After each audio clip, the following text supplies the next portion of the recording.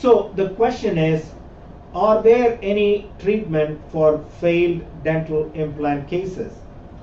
So the question first is, do dental implants fail?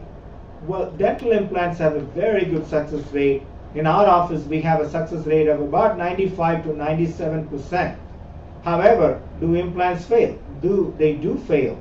So implants fail for a number of reasons. Implants fail because the bone does not fuse around the implant, or sometimes we do place the implants good enough, but the patients don't come back for a follow-up, or they don't come back for the follow-up cleanings, or they don't maintain the implants well enough, or they continue to smoke, or they get some medical issues. So for a variety of reasons, implants fail. So what are the treatment options when those implants fail? So when the implants fail, the most conservative treatment that we try to do is we try to salvage the implant.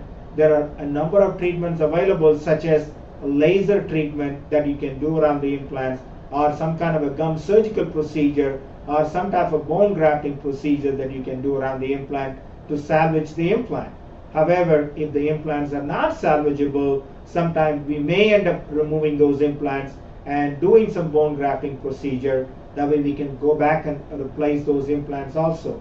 So here's the catch. Just because the implant failed the first time, it doesn't mean that it cannot be replaced. Sometimes, like I said, we are able to salvage them, or even if we have to end up removing them, we can do the bone grafting, and then we can always go back and replace those dental implants.